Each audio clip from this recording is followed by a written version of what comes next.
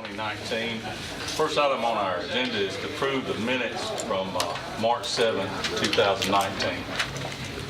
Mr. Chair, I've read the minutes and find them to be in order, so I'll make a motion to approve those minutes. Second. Mr. Stevens, have a motion and a second. All in favor say aye. Aye. Any opposed? Motion carried. The next thing on our agenda is the investment report, and I believe Mr. Brady's here to Thank you, present Mr. that. Chairman. Good evening. Good evening. We had a bid Tuesday. The report is going to tell you what's happening. And our effective rate on our liquid funds is 266, which is leveling out. We're raising about 2 basis points a month over the last 2 or 3 months.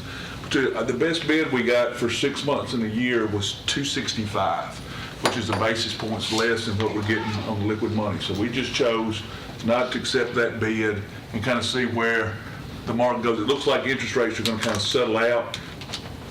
Might be wrong. I don't think the bottom's going to drop out, so there's no reason maybe to lock in, at less money for a long term. So this looks like maybe kind of where we are, but that's why we made that decision. And we may watch it. Everybody's a little down this week about all kind of things. It's up and down. And the first of the week, it was kind of down in the mouth. So we'll watch, and if rates get a little better, we may lock some in kind of for a year to hold here. But I think we'll have some better opportunities in the future. But I think for planning, we're probably kind of in a range where we might be for a little while. We've seen quite a bit of increase, and probably not going to see that. So that's kind of where we are. So, but it's very good that we're getting that on across the board on our funds is a good problem. There's just not more that the market's offering today is not what we're looking for, but that's what the market's offering us. Any other questions for Mr. Bay? Motion to approve is presented. Second. Done. Is there any other comments? No. If not, all in favor of the report signify by saying aye. Aye. Any opposed? Motion carries. Thank you, Mr. Thank you. Thank you all very much. Okay, our next item is the fund condition report. Ms. Lisa, I'll take care of that. Okay, I'll do that.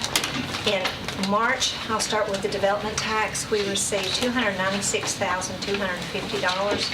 For March brings our total to $4,295,250. As far as our cash balances at the end of March, total $347,052,000, with $302,085,000 being operating funds, $44,967,000 being borrowed funds.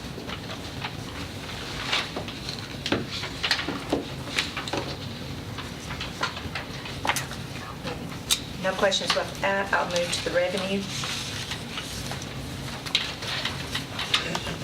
Again, all the funds pretty much are higher compared to the last 5 years for the same period of time.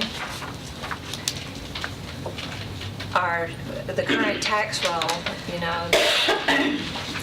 they're late in the end of, March 1. But they're still collecting. We get the largest part of all of our revenue for that by the end of March. Pretty much all the funds we've collected 100% of what we had budgeted. There will be some collected in these last few months, but the vast majority, you can see at the bottom, 96.64% of collections have happened at the end of March 31st. And you can see the last 5 years how that has done. Our development tax is an 8.8% increase over the prior year. Hotel tax is a decrease of 2.65%. Sales tax countywide, this is all the governments, is at 6.72% higher than the prior year for the same period of time. Is that just county? When I say countywide, when I say that countywide, that's all the governments, Murfreesboro, Smyrna, regardless of where the sale is in Rutherford County. That to me is important because the vast majority of the revenue for any fund is the schools. And so that's kind of tells you that they're going to get their part of sales tax, the local sales tax, regardless of where the sale happens. Of all the funds, if you look to the second page of that, the debt service fund, you've got three things happening in it. Interest income is, as Mr. Brady has said, is increased, compared to last year. We've already hit 100% of what we budgeted. Development tax is higher, and then our collections are all good. So as far as revenue in the debt service fund, we have met 100% of what we budgeted for all of it.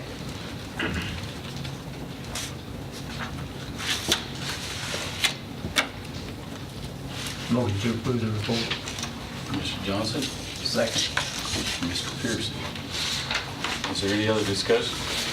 There being none, all in favor signify by saying aye. Aye. Any opposed? Motion carries. Okay, now we're ready for the risk management financial report. Let's see, Lois and Ed, welcome. Thank you. This is Mr. Elam's first one on the budget in a long time.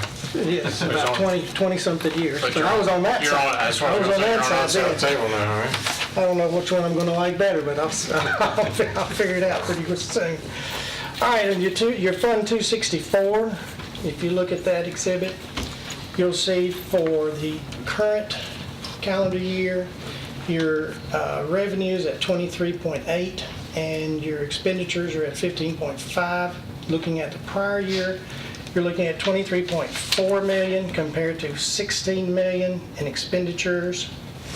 When you look down at the fiscal period time, the current year, you're looking at revenue at 54.5 million compared to 51.9 million in expenditures. And the prior year, you're looking at 50.9 million in revenues compared to 49.1 in expenditures. And then when you look at the bottom graph, you can see, even though there's the red line squiggling up and down, you can tell that it's pretty much straight. It's trending in the right direction, what we're looking for. Next exhibit, for the calendar year, month of March, there was revenue of 8.8 million. Expenditures was, for 2018, was 4.7 million, with revenue less expenditures at 4.1. And then for this year, calendar year, you have 9.6 million compared to 4.8 million in expenses, and revenue less expenses at 4.8 million. And then if you look down here at the very bottom for the 2018-2019 fiscal year comparison, you'll see your totals at the very bottom here at 54.5 million compared to 51.8 in expenses, and your revenue less expenses is going to be 2.7 million for that fund, with 3 more months to go in that fund. Any questions?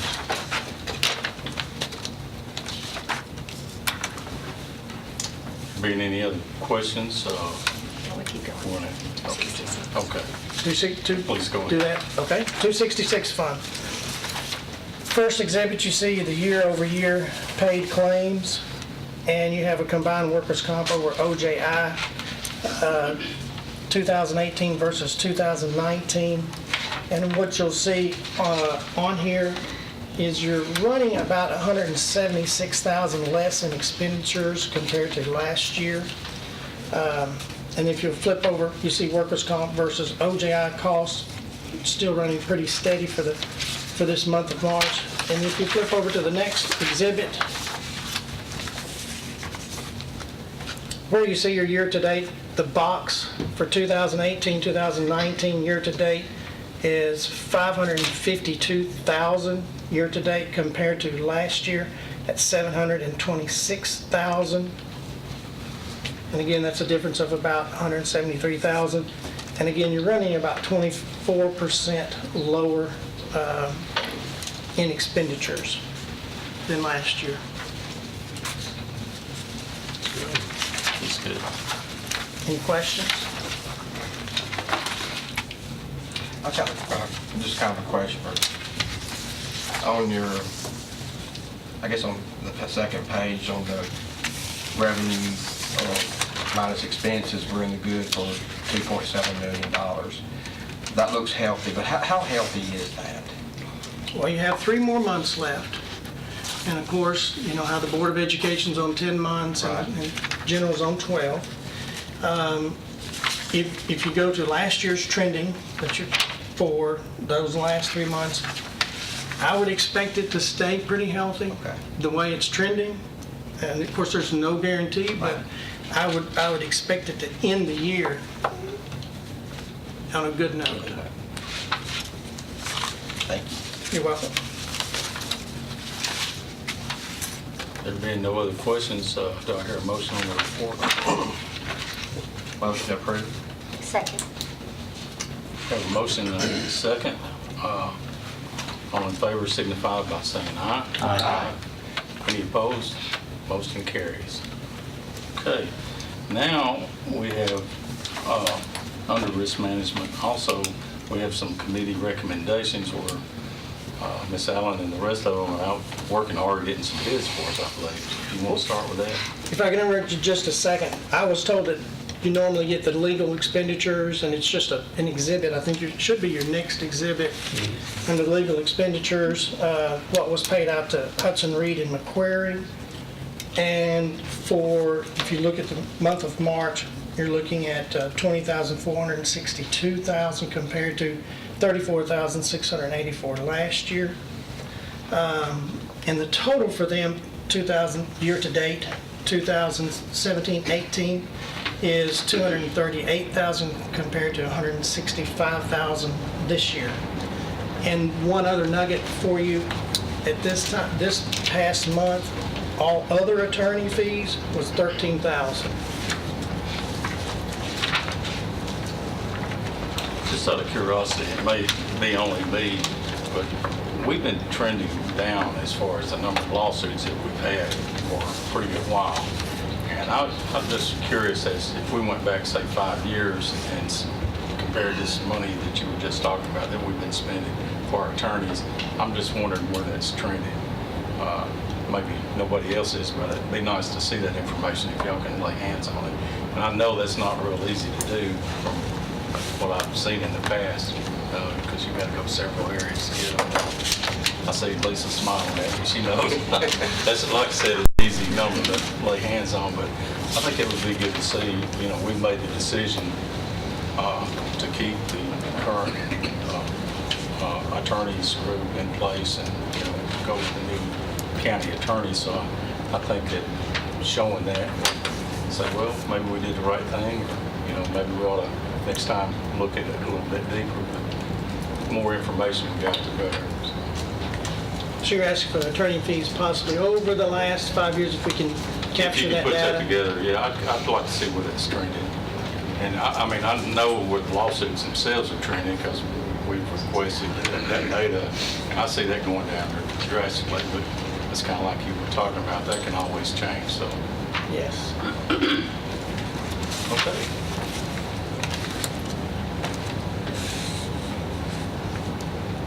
If y'all want to go ahead with what medical. Okay, on the insurance renewals, I would like for Ms. Miller to address those. She's worked very hard on putting this together, and I think she can give you all a lot of good information. So if you'll look at your exhibits, the first exhibit is the 2020 medical renewal rates for the county. This is a 12-month schedule. I'll give you the good news first. We've had a favorable year this year, so the renewals are relatively low compared to where they could be.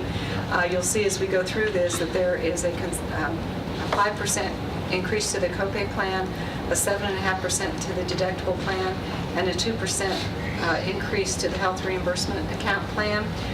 And those are uniform throughout these sheets. So they'll vary by who the populations are for, but the increases are the same from sheet to sheet. The first plan up is the copay plan, and you'll notice there, the first thing I'd like to call your attention to is that the contribution percentage for the county on the employee plus spouse, the employee plus child, and the employee plus family tiers has gone to 81%. We've been making an active effort to get that down to 80% for several years now, so we've only got one more year to go. We're at 81.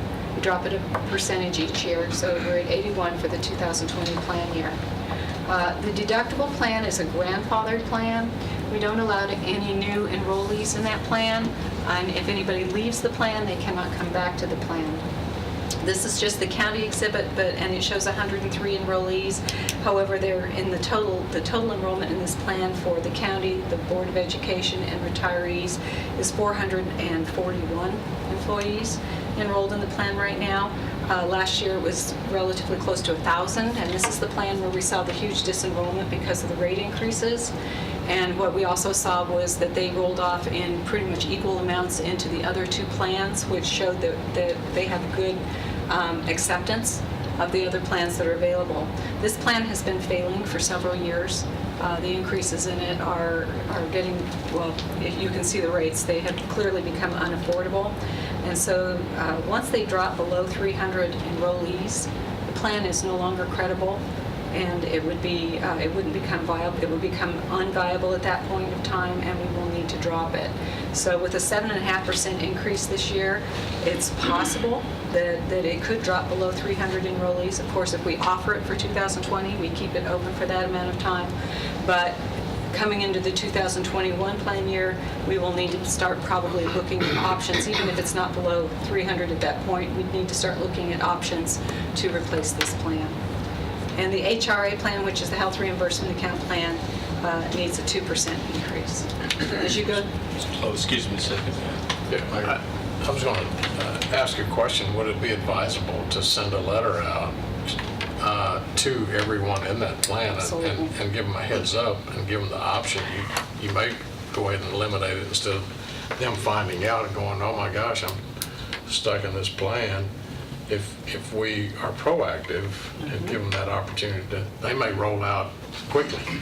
correct. You know, knowing if you put in there's a 7% increase coming, you may want to look at these other two options we give.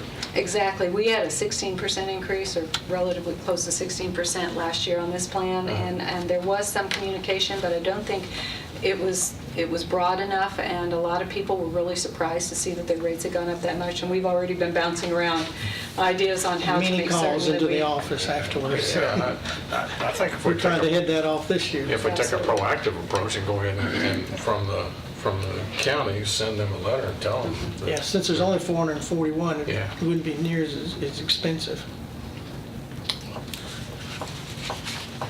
Totally in agreement. The next page is for the retirees.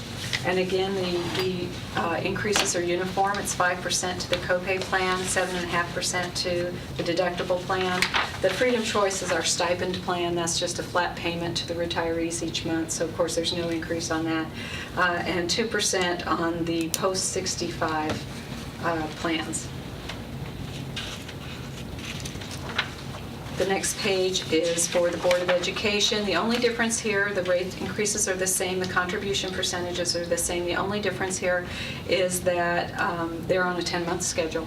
So the rates appear a little bit larger, but they only pay them for 10 months. So it's 12 months of premium taken out over 10 months. The next page is the dental renewal rates. We have our option 1 dental PPO will receive a 1% increase. This is fully funded by the employee. The option 1 buy-up, which is effective this year, will be going away on 1/1/2020. The option 2 PPO is our second option in our dental PPOs, and it will also receive a 1% increase. And then the dental HMO, which is a fully insured product, has a 4% increase indicated. And the differences between these, option 1 is it's called the Advantage Network, so it's kind of limited, but it's quality dentists. The option 2 has a broader network. That's why those rates are a little higher. You have broader access. And the dental HMO is an extremely limited network and a low-cost plan.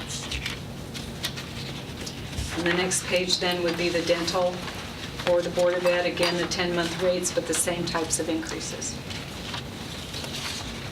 And then the last page of the medical plan increases is to the 2020 vision plans, and we have both the county and the Board of Education shown here, and they're only requiring a 1% increase for 2020.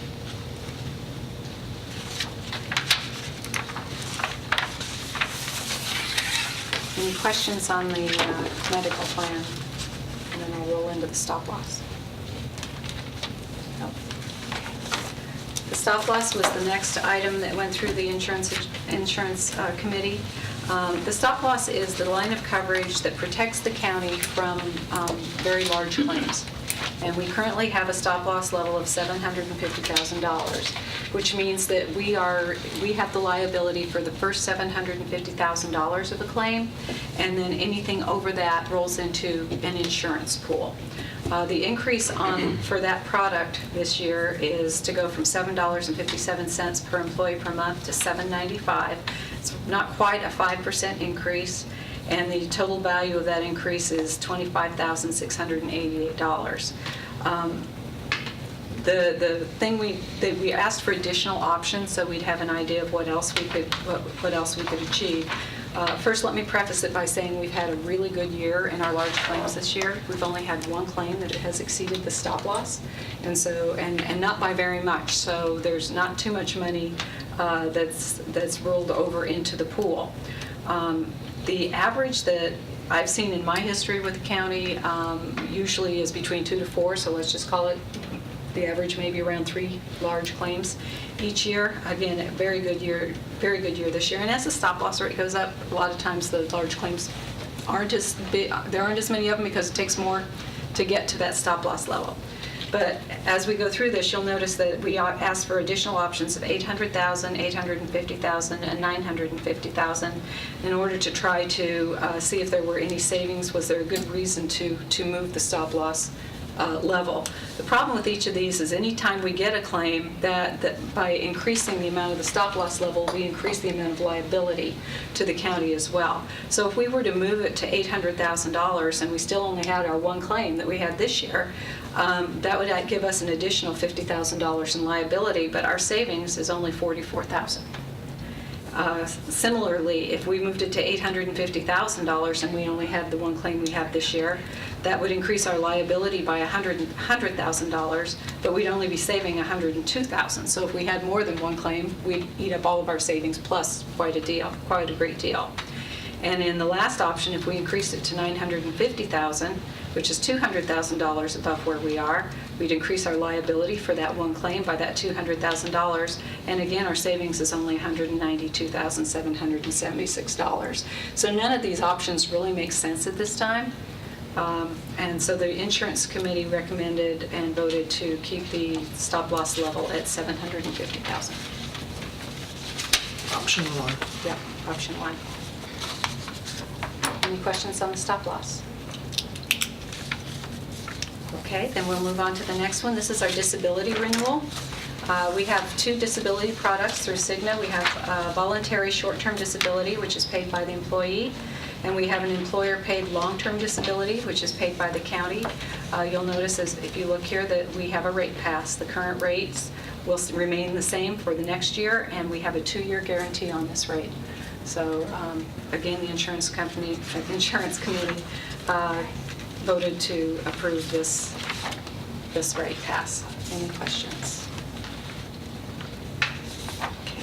And the last renewal that we have for you this evening is the life insurance renewal. Standard Insurance Company currently holds our life insurance. We only had 2 lines that required any kind of adjustment. The active basic life is the life insurance that the county provides for the employees in the amount of $35,000, and it is fully paid by the county. And then the other one that required an adjustment was the spouse basic life. This is a voluntary type coverage. It's fully paid by the employee when they choose to take life insurance for their spouse. They can buy it in increments from $5,000 to $25,000. And again, it's fully paid by the employee.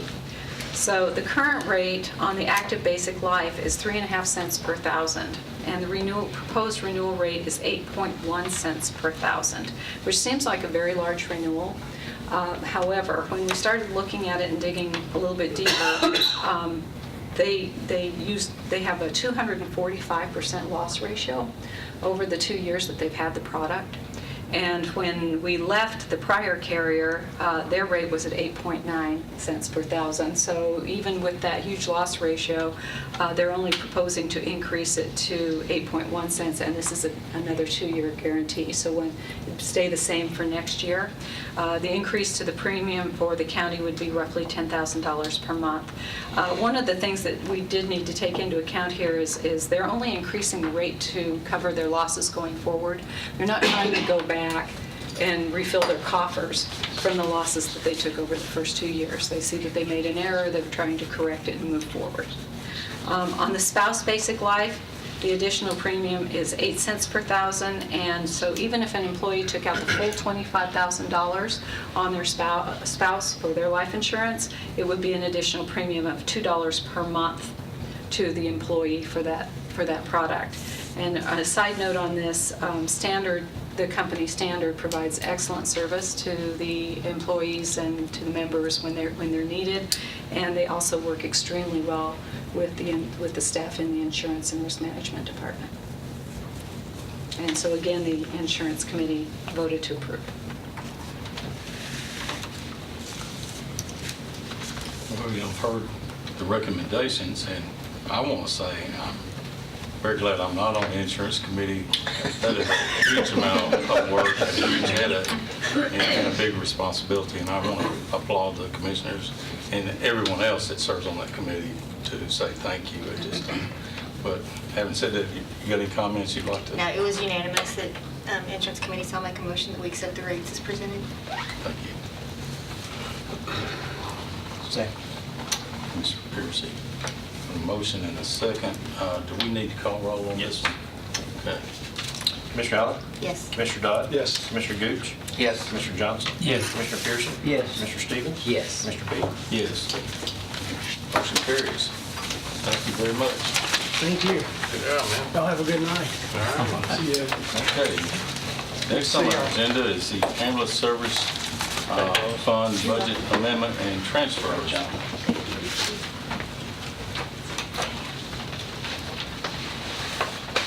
Welcome.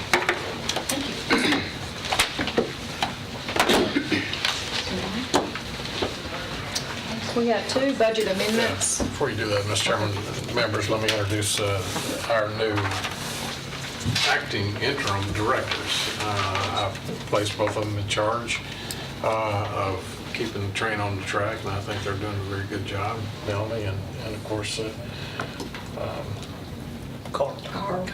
No, we want to I say was Cuz. trying to, I was getting ready to call you Cuz, but I was going, okay, Mr. Hutchins.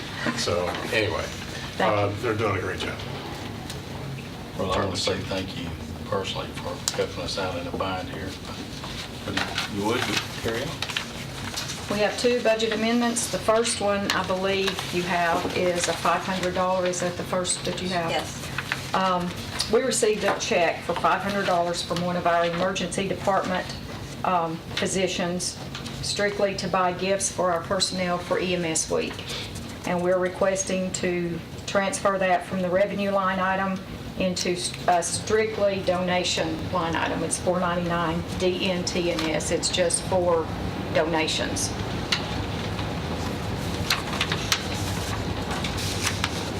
Any questions? Oh, okay. Go ahead with the second one. Please. The second is for our non-emergency transport division. We're requesting to transfer $20,000 from the transport paraprofessionals payroll. This is our full-time paraprofessionals. Requesting to transfer $10,000 into our part-time payroll and $10,000 into the overtime payroll. We didn't start this in July, so we have a surplus in our full-time line item. We have added We're running 2 trucks a day. We have needed more personnel to work part-time and overtime, so we're requesting to transfer that into the part-time and the overtime. So this is within your budget. Yes, sir.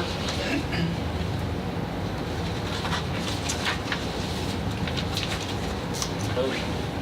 Any questions? What is a non-emergency transfer? That is our convalescent division. We take, and Brian Gaither is here, he can answer questions.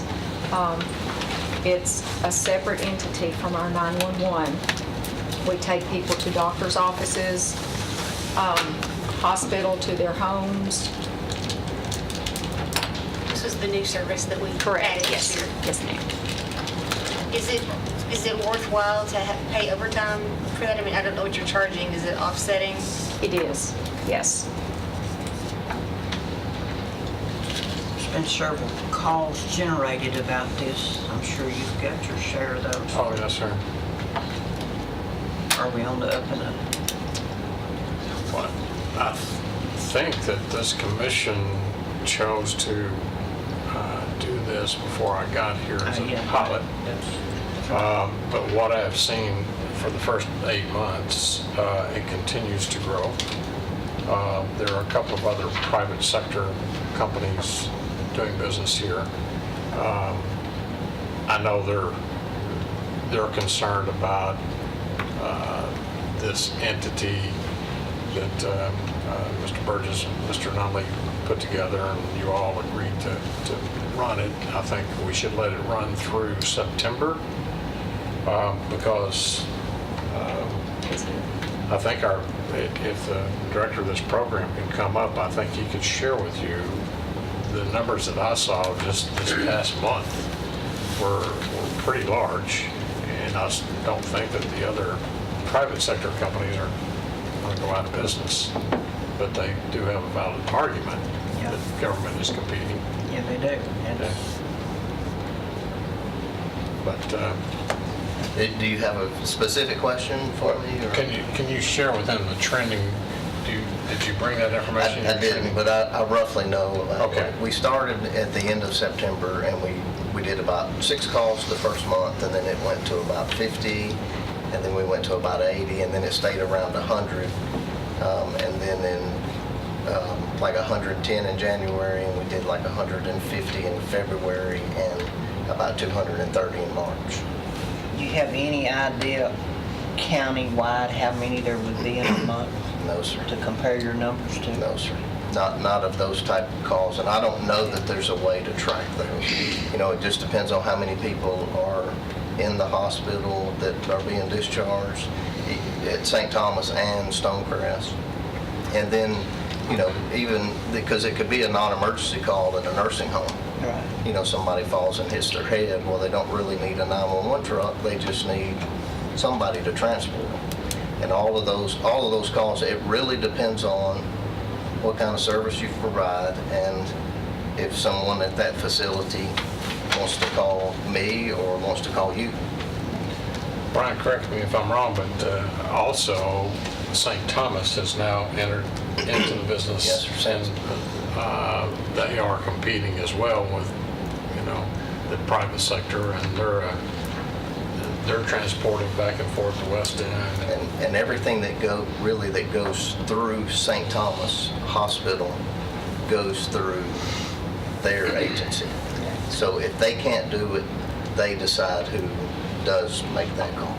And just to be honest with you, I think a lot of the concerns probably revolve around the amount of calls that are being done out of the hospital.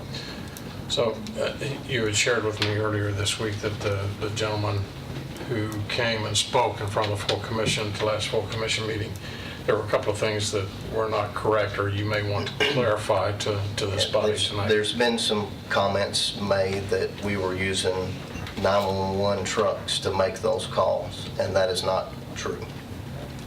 We have a specific number that we've went out and educated the facilities on what to call. It comes to me, it goes to a cell phone that I answer the majority of the time. If it was a call that needed a 911 response, I would just take the information, turn around and call our dispatch and have them to send an ambulance to that. You know, if somebody calls for chest pain, because we're just non-emergency basic life support. But now I don't know if that's where some of the confusion came in, so now I'm just asking them if they need an emergency ambulance just to call our dispatch. But the owner of one of the businesses called me yesterday and posed this question. Maybe you have an answer for that, is that because you don't, I think maybe you said at some point in time, you don't ask the question of who they have their current insurance with. Correct. And he was thinking that you have to know that. No. So you want to explain? Yeah, so when somebody calls me for a transport, I get their name, where they are, and where they're going. And we go, if we're available to go transport them, we go transport them. Are we making some of those calls without getting reimbursed? Sure. But most of those that are questionable to whether we get reimbursed are probably coming out of St. Thomas Rutherford ER or Stonecrest ER. But the quicker we can get that patient out of that bed, our 911 crews or somebody that's waiting in the waiting room can get into a bed quicker. Because some of those have to go through a long process of call to get approval for somebody to take them and all that. We just take it. Some of the TennCare patients we don't get paid for because we're not contracted with them. But we still go through the whole process, and I think that's some of the questions that have been out there too. We still send a bill. They deny it because we weren't pre-authorized to make the transport, and it's illegal to bill the patient. If we send a bill and I it's think that's the key, is that it's illegal to bill the to patient, bill the patient. If you didn't have authorization from to transport, you would be creating fraud at that point in time. correct. One thing that came out in public safety, since I think I'm the only public safety rep, I wasn't on public safety when this originated, and you may remember more about it than I do, but some of the calls that they were getting were because the private agencies were not coming and picking these people up. They were sitting and waiting for sometimes 4 to 6 hours or longer, and some of the reasons that they weren't picking them up, one is they weren't qualified as far as medical services that they could offer during the transport, is the way I took it. That was part of it. But, you know, what was happening to our ambulance department is they were getting these calls anyway. And if they get it, they get it as a 911 call. Well, they don't, there's no questions asked then. They get a 911 call, they go pick up. And we were doing that transport anyway. So, you know, we were doing the service whether we wanted to or not. And I think that's really where this came from. And, you know, we looked at it in public safety the other day, and I think we wanted to look at it and see what it looked like at the end of the year when we're going through their budget, see exactly what it's costing the county, if there's revenues being made there, and if we need to continue doing that. So, you know, we were still looking at it in public safety, but that's some of the discussion that came out in that. It was kind of an ambulance for a non-emergency call. That's why they did it. Right. Yeah, because they were, Brian, tell them how they were doing that. They'd get tired of waiting. If mom and daddy got discharged, they were ready to go, and they're sitting there waiting, and nobody coming to pick them up. So they got smart and started calling 911, because then they have to respond. I have a question. Who tracks your collections in your building? The same building that does the 911. So is that something that you're keeping up with then? Yes, yeah, it's separated from our 911, yes. Well, but I'm thinking even on your collections versus how much we're having to write off, you know, are we tracking all of that? Yes, we are, yes. Are you ever seeking pre-approval for any of these? I know you said you don't get that information on the front end, but I mean, it's not uncommon to get pre-approval. And most of the pre-approvals are TennCare. Okay. And the reason we aren't and will not is because, or don't plan to, is because from the 911 side, if you're not in their network, it produces more revenue for the 911 service, because that does not require that pre-authorization because it's a 911 call. And my understanding is it reimburses at a higher rate. Okay. Because the amount of TennCare calls that we're making, and I could look and report that back, they're very few. Okay. No, I was concerned it was the opposite. I was concerned by not being in network, you were losing revenue, but it sounds like it balances out from the 911 It side. comes out better because the 911 side, we're 3,000 calls a month. And I don't know what percentage are TennCare, but it's way more than we would ever make on the other side. And the other thing, I'll just say, this is just from my past experience in managed care, on the ones that are not TennCare, on the ones that might be any other carrier, a lot of times that will open up an opportunity for you to request a contract. So you could be in network going forward. So as you get into dialing something, that may just be a conversation you have to say, are you accepting new providers? What would that look like? What would that reimbursement be? So, and again, on the non-TennCare, I don't want to disrupt your TennCare revenue. But we're only about, 5 months away from this pilot being over to reconsider at that point in time. So I think it just kind of ride it out and wait and see in September. Is it something the commission wants to authorize for to still continue going forward or not? And then at that point in time, then I think all bets are off and go after this contract. Is the EMS service anywhere close to being self-sustained in what they collect and what it costs to Are operate? you talking about the entire, The ambulance service. the whole, Or the convalescence or ambulance The too? ambulance service. it's reliant on property tax to fund. Okay. But convalescence is, they can function on what they're collecting. My point is, are they using taxpayer dollars to do this? We're lagging, and you heard what he said, in that first month, it was only 10. Yeah. So, you don't want to say that first month, oh my gosh, they're not. You need to give it some time. When we close in June, we will have a definite close and capture that revenue, so you'll have that better match. I'd say right now they're close, but the expenses are more than revenue, if you just looked at my books today. But we're a month behind on the revenue. Do you see what I'm saying? But you also heard those numbers. In March was the all-time high up to this point at 230.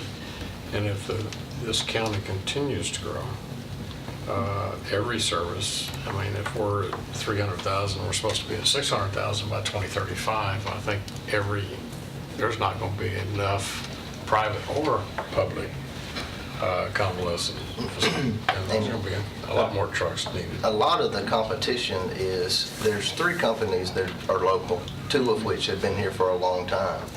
But really the competition is the people that are coming from outside the county. This ambulance service starts today, or this ambulance service has been around forever. They're huge, they're all over the country.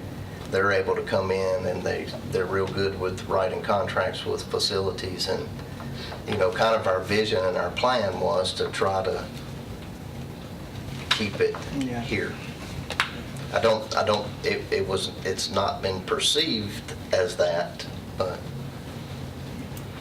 I know this is way off from what you come here to tell us about, but you'll have to agree the man has a legitimate complaint. He does. As long as they're taking taxpayer dollars to do it.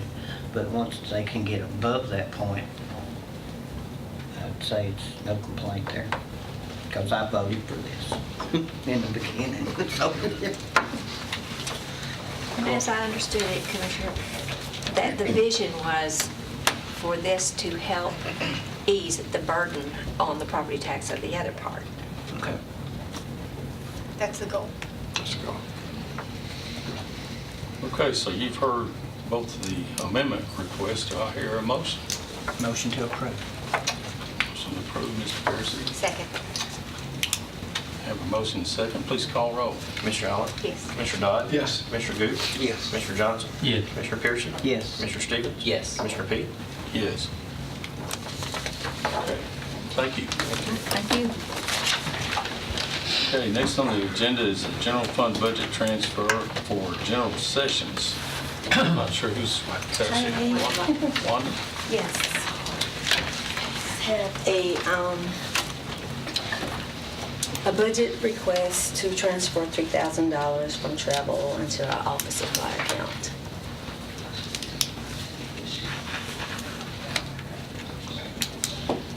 Motion to approve. Second. Mr. Pearson, God bless you. Okay, we have a motion second. Is there any other discussion? Call roll, please. Commissioner Arnold? Yes. Commissioner Dodd? Yes. Commissioner Gooch? Yes. Commissioner Johnson? Yes. Commissioner Pearson? Yes. Mr. Stevens? Yes. Mr. Peak? Yes. Thank you. Thanks. Okay, next on the agenda is the general fund budget transfer for juvenile detention. And there's Lynn. Welcome, Ms. Duke. Good evening. Okay, so this evening we have a request to move $3,000 from within our budget from our other contracted services line item and move it into our communication line item. And we've recently had to change the way that we're handling our on-call system. And this will require, or this will allow us to stop using a home phone and homes or personal cell phone list to contact employees. We've had some issues with a previous employee that allowed some of those private numbers to be shared with people who should not have had access to it, and this will help us through that process. Motion to approve. Commissioner Johnson. Second. Commissioner Allen. Are there any other questions? There being none, please call roll. Commissioner Allen? Yes. Commissioner Dodd? Yes. Commissioner Gooch? Yes. Commissioner Johnson? Yes. Commissioner Pearson? Yes. Mr. Stevens? Yes. Mr. Peak? Yes.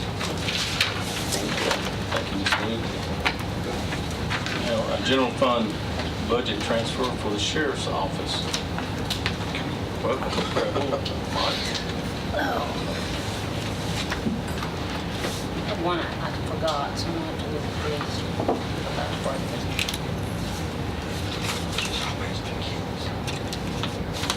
Well, I think do each one separate, do I not? Since they're coming out of, no? Okay. First is gonna come out of my salary line items. We just had a major retire, as we have done in the last 2 years. We're taking that position to a captain's position. So with the help of Lisa, she's moved my money around to put it in the correct line item, object code, cost code, whatever you want to call it, so we can get this accomplished.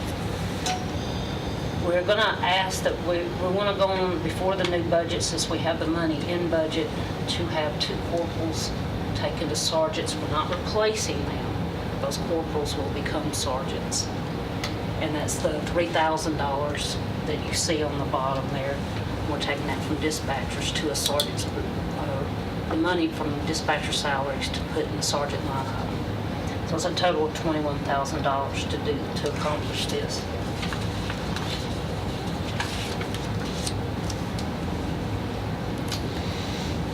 The second one will be our sex offender registry. We need to move money to be able to pay TBI their share of that. And it's going to be $1,800, and that should get us through the rest of the year. And then I will make that up, make sure we have enough next year to do that. As you can see, I put at the bottom that exactly what we get, who gets what, and how much we have to pay TBI per registry. Motion to approve is presented. Second. Motion is second. Are there any other questions? There being none, please call roll. Commissioner Allen? Commissioner Dodd? Yes. Commissioner Gooch? Yes. Commissioner Johnson? Yes. Mr. Pearson? Yes. Mr. Stevens? Yes. Mr. Peak? Yes.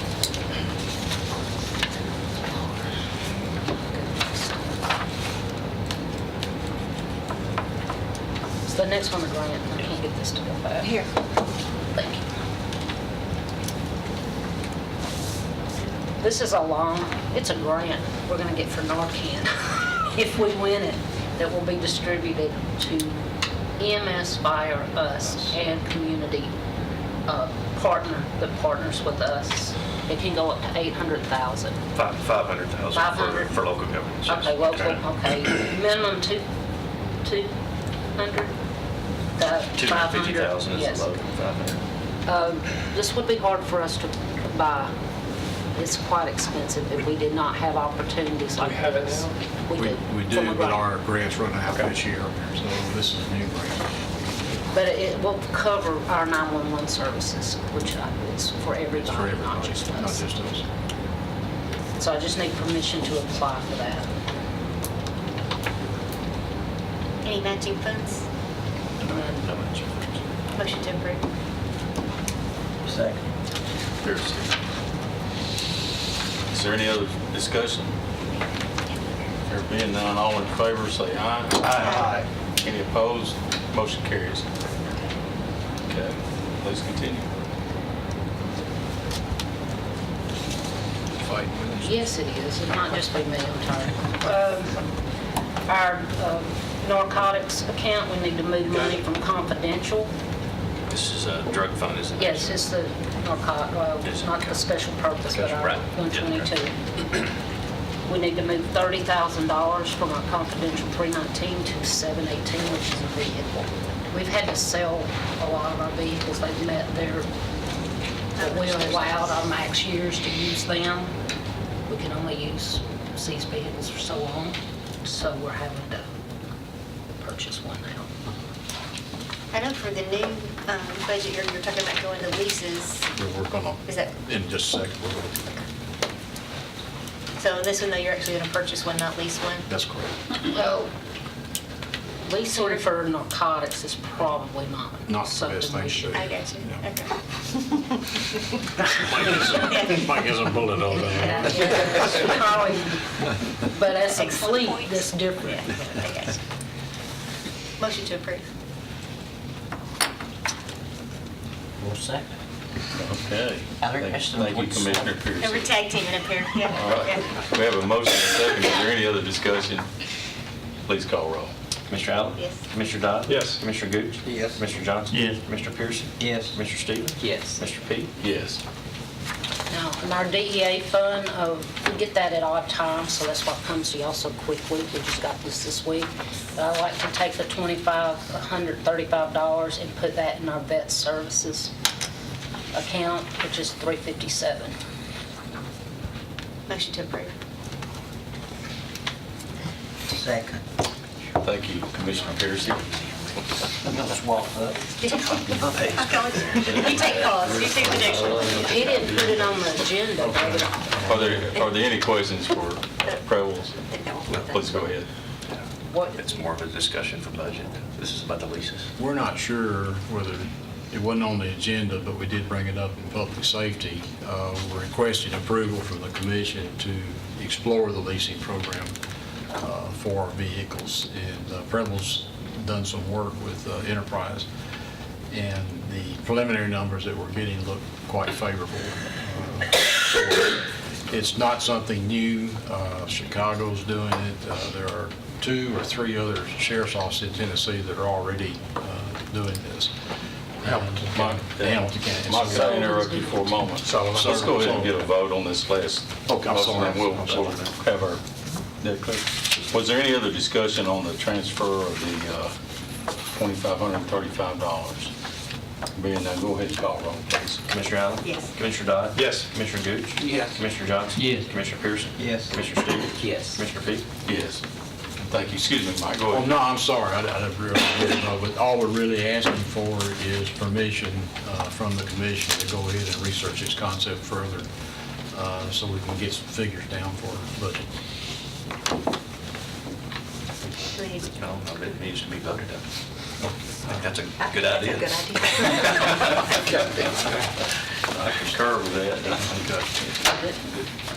Anybody on the committee have a comment you All want to for make it. on that? We've been, Mayor brought it to us, we've investigated, it just looks like a really good idea. So- Yeah, we got right intrigued with the mayor. He brought him here one evening, and I don't remember which committee, but Preble and I was sitting over there going, So I think it's going to prove to be very favorable. All right. Thank you, Sheriff. Thank you. Okay, we have a, see, see where I'm. 13, okay. General fund budget amendment and transfer for pause. Mr. Gregory.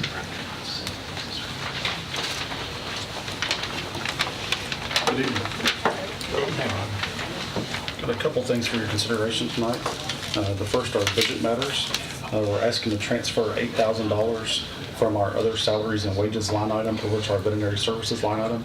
We've done this, I think, a couple times already this budget year, trying to bring in contract vets since we can't get the full-time vet position filled. And then the second thing that we'd like to do is transfer some money, $2,000 within our budget and $12,000 from the Paul's donation line, and put that $14,000 into our building repair and maintenance.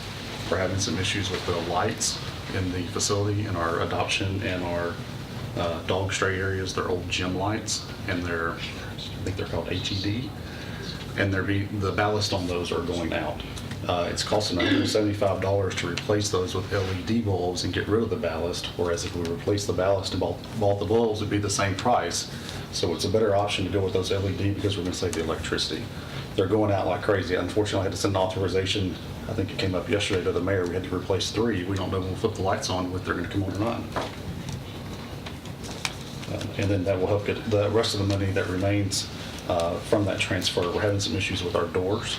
Our doors have internal rods in them on the lobby and the lobby and receiving doors. We don't know if those rods are going to drop and lock the doors or not, so we've had to have maintenance come out after hours a couple of times, and those doors are just worn out. So we're looking to replace those with a different type door so we don't run into that anymore. I had a chance to tour Paws. Mr. Gregory was nice enough to take me and my niece and nephew and sister through. And yeah, you can tell it's a huge difference in the amount of light that the new lights put out. And yeah, I mean, if it's the same price, I mean, it's a no-brainer. So yeah, I'd like to make a motion to approve. Sorry, I took that one away from you. I'll second. Well, I got some help now, don't you? Okay, thank you, Commissioner Stevens. We looked at this in public safety also and agreed. That's basically on the lights. It's the same thing that we've been doing with the grants through the schools. So we're doing basically the same thing. So he's picked up on a good idea there. Heat factor too, I guess. It's like less heat.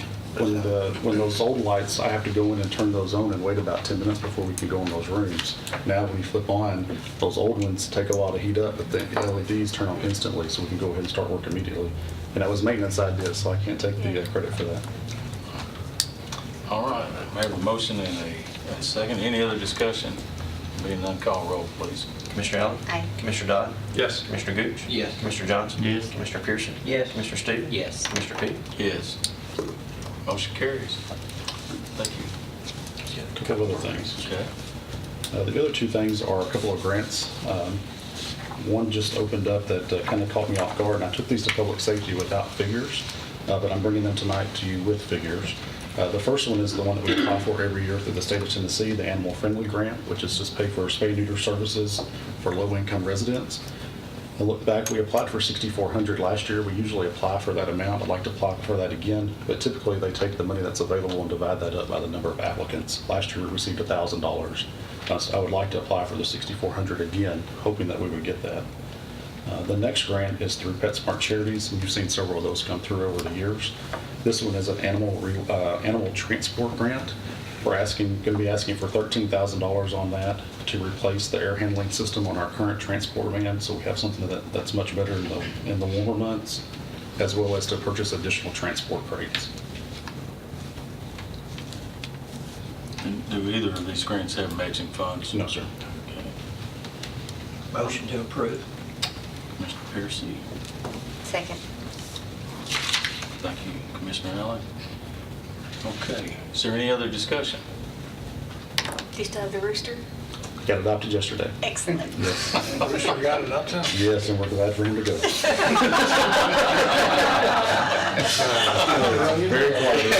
Well, I don't know, we replaced the rooster with like a jackhammer on the front of an excavator next door, so we replaced the one for the other, so it's... LED lights didn't mess him up. The LEDs aren't in the back, in that part yet, but they will be coming probably next. Okay, go ahead and call roll, please.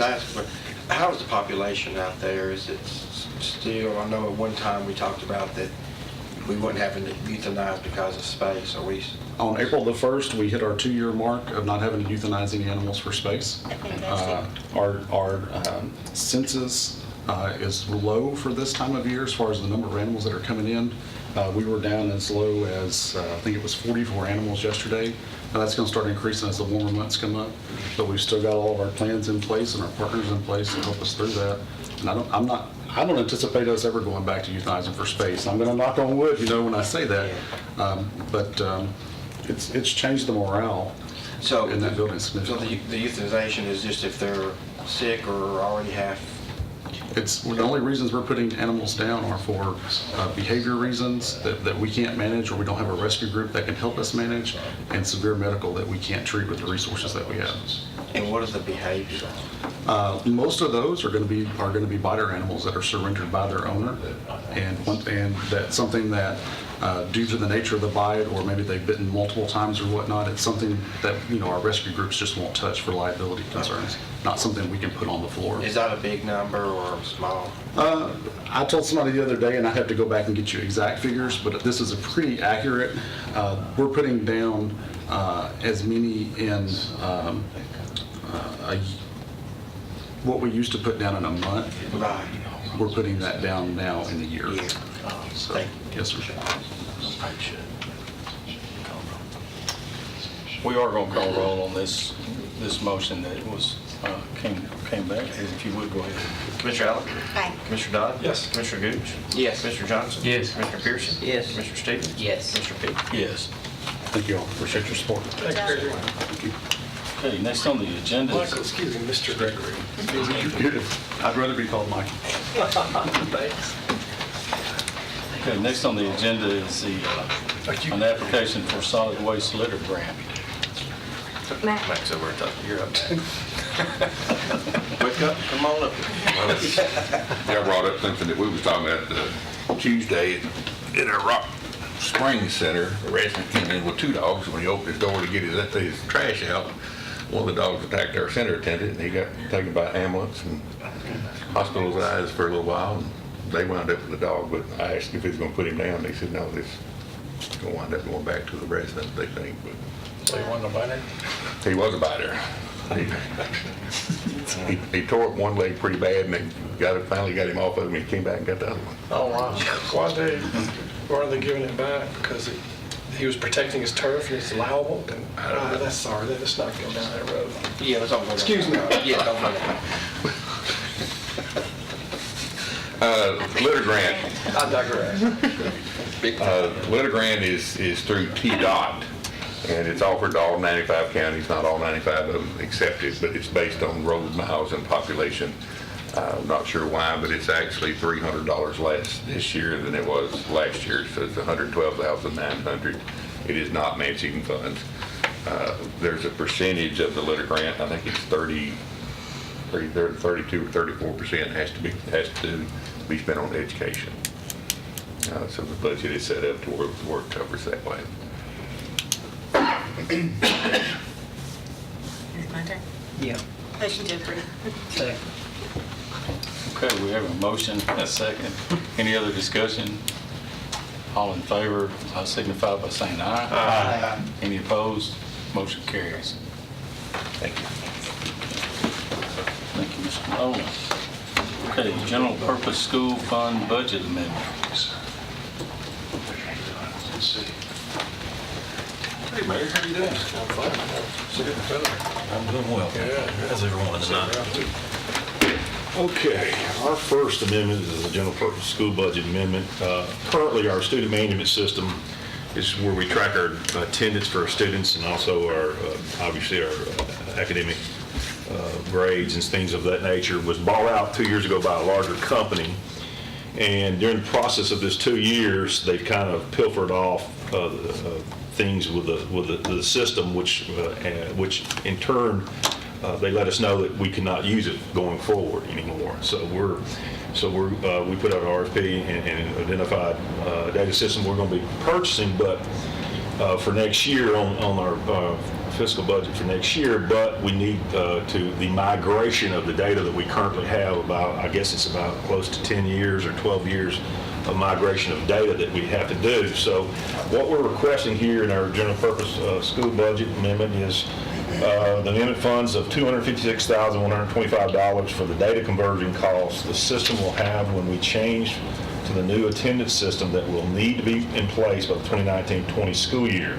Staying with our existing system will not be an option. The contract for the new system will be on our 2019-20 school year. However, the conversion cost needs to be for the 2018-19 expenditure, and the funding for this conversion cost needs to be in place by April so that system switchover can be completed before the school starts. The funding source is unexpended but already budgeted dollars for our on-the-job injury program, account 72310-513. The conversion cost will be in addition to the account 72110-399, which is our attendance contract services. Motion to amend the general purpose school budget by increasing the account 72110-399, our attendance contracted services, by an amount of $256,125, and to decrease the on-the-job injury program account, which is 72310-513, by the same amount as presented. We discussed this a lot in helping it. I have a good understanding of this, and unless y'all have lots of questions, I'm just going to make a motion to approve. Second. Commissioner Dodd. Is there any other discussion? There being none, let's call roll. Commissioner Allen? Aye. Commissioner Dodd? Yes. Commissioner Gooch? Yes. Commissioner Johnson? Yes. Commissioner Pearson? Yes. Commissioner Stevens? Yes. Commissioner Peak? Yes. Motion carries. Okay, next is our capital projects request change. I guess it's been about 2 to 3 weeks ago, on a weekend, both of our chillers at Blackman High School went down. We were very fortunate that someone from maintenance, from our maintenance department was there when it occurred, and it was reported back to us, so we would not have known about it until Monday, which means we'd had to shut down Blackman, which means that would count against our whole system as far as a day. And we're very fortunate they were able to take one part of one chiller and create one that's functional, one chiller that's functional currently. And hopefully it will get us through the rest of the year. We feel like that. Mr. Lee, you want to expand on that? You think we'll get through the year with it? That's our hope. That's our hope. Okay. But what we're requesting is to reallocate $500,000, which in capital project funds for a chiller replacement for Central Magnet to the Blackman High School. Now, the 2 chillers at Blackman are nearing failure, like we just talked about. The maintenance believes they can delay the request for Central for the next fiscal year, 2019-2020. So we're requesting a motion to approve changing the $500,000 budgeted for Central Magnet chiller in the capital projects fund so that the chiller at Blackman can be replaced during this fiscal year. And it's the original chiller, was that at school? Yes, ma'am. With the understanding that there will be in our 2019-20 budget for Central Magnet. Was that discussed in your board meeting too? It was. Could that be in the first quarter of the next budget by chance? We can bid it out as soon as we go through, yes, sir. 'Cause I mean, if it was approved for this year, then I feel certain that the board and the committee would approve the 500 again for next year. But I'd really like to see our school get that. It's temperatures there. Yeah, it's part of their regular maintenance schedule. And so it was scheduled for this year, and it's just happened to it's limped along. And the one at Blackman didn't. And so, it's definitely good. Our intent was to do it over the summer this year. Right. I'm just thinking this July 1, maybe it would happen in July Yes, or sir. August. I don't know how long these things take. Well, the reason we haven't done it yet this year is because by the time the funding is approved and we would have gotten it out for bid, we would not have had enough time to do it last summer. So typically, we don't write the PO till this spring, and then we're able to do it. So it's a long process. It takes just about the whole summer, yes, sir. I'll make a motion to approve.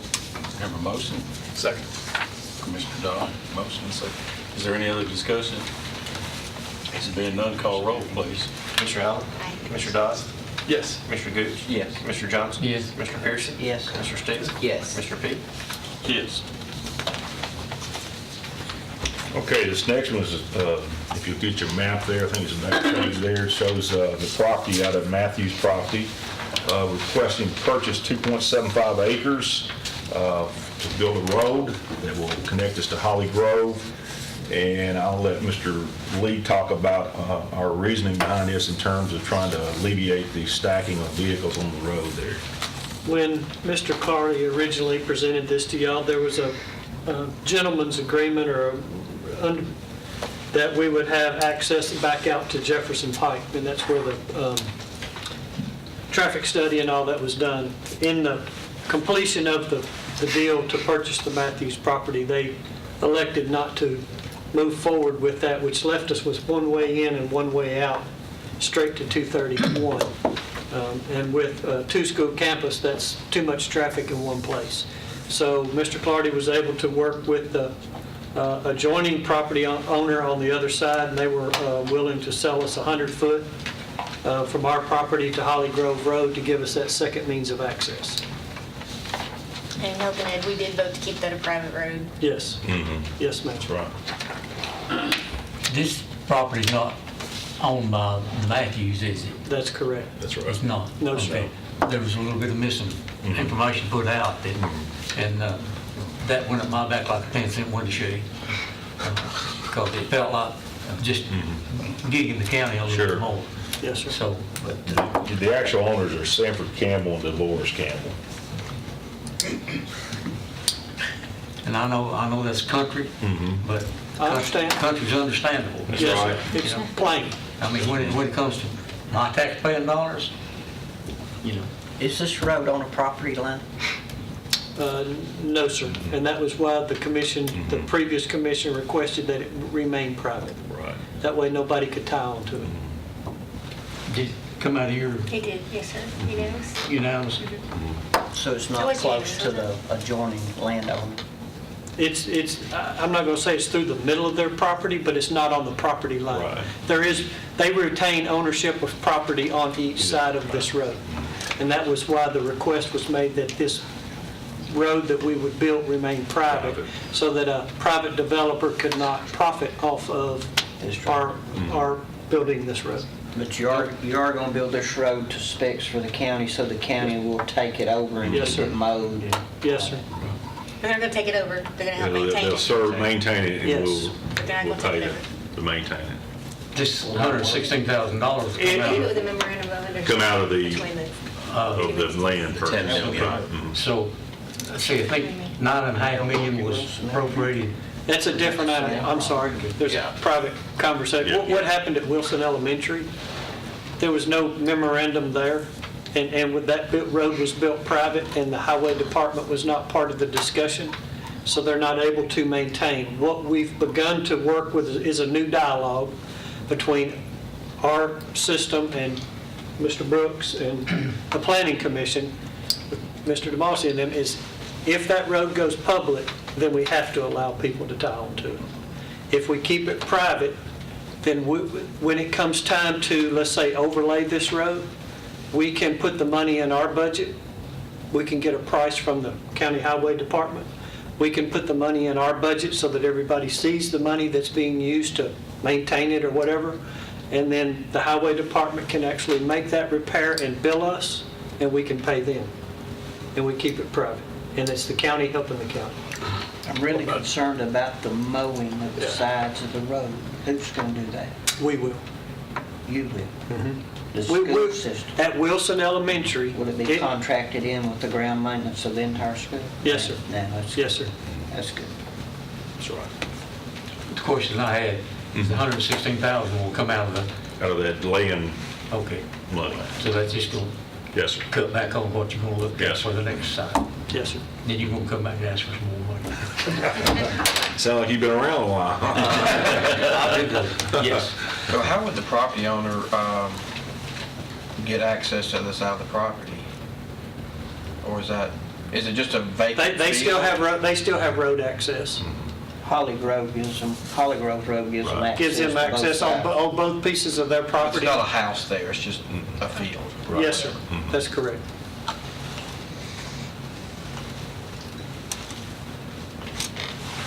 All right, motion, let's see, main, of course, this is the capital projects coming, excuse me, this is the Holly Grove Road we're connecting to from Matthews property. It belongs to Sanford Campbell and Dolores Campbell. They are the adjoining owners of Matthews property, and they've agreed to sell this 100-foot wide strip up to the Board of Education to allow the connection to the road to the school site from Holly Grove at $42,500 per acre, at approximately 2.75 acres. Motion to approve the purchase of the 100-foot wide strip of property from Sanford Campbell and Dolores Campbell to Holly Grove Road at a price of $42,500 per acre, subject to the county commission approval and funding and authorizing of the chairman of the board to sign the contract to that effect. So moved. Second. Motion include keeping that as a private road? Yes, because those are the wishes interpreted. And while we're discussing this motion says chairman of the board, and we had some discussion whether the mayor should sign the contract or the chairman of the board or the school board should sign. So I just want to make that clear while we're sitting here discussing the motion so we can write the resolution correctly. Do we determine that same question? We determine Come up with that, but I think on People the property. Okay. I actually called Jeff Reed the day after that meeting, and I called Lisa too, just to find out what had we done historically in the past. The mayor signs the closing documents, Right. but the chairman of this Signs the board signs the actual contract. That's how Right. we've done it historically. That's exactly right. Before we vote, one question. Do you anticipate any more surprises? I hope not. Well, I don't anticipate any, no. It's the second. Thank you. Who was the second? The second. Pierce. Of course I should have known. Before we vote on this, is this legal by not posting this separate by from the school, that it's going to be used as a road, posting it for the public to know about, or? That's something illegal. I'm not aware of any issues in the past on that. I would say when the contract's written up, that would be part of the process of the lawyer that's creating the document. There's already been some complaint thinking the road was going to be right on the property. Right. Trees might add. Right. Well, we've got time for our attorney to research that when we have full commission, so if you don't mind, have that checked out. Okay, are there any other comments or questions? No, there being none, let's call roll. Commissioner Allen? Yes. Commissioner Dodd? Yes. Commissioner Gooch? Yes. Commissioner Johnson? Grudgingly, yes. Commissioner Pierce? Yes. Commissioner Stevens? Yes. Aye, Do what? I'm sorry, I didn't hear. Commissioner Yes. Stevens? Commissioner Peak? Yes. Where we at, right? Motion carries.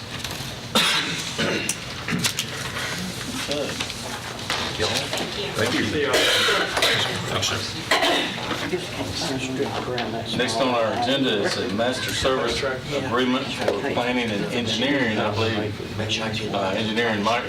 our county engineer Mike Hughes is going to present that. So, Thank you, Chairman, Commissioners, Mayor. As you're aware, we're down a couple engineers working for the county, so we're needing to hire a consultant to help me out, I guess, in my daily functions as county engineer to keep the program moving and ahead and not delaying anything as long as we can. But what we've done is we've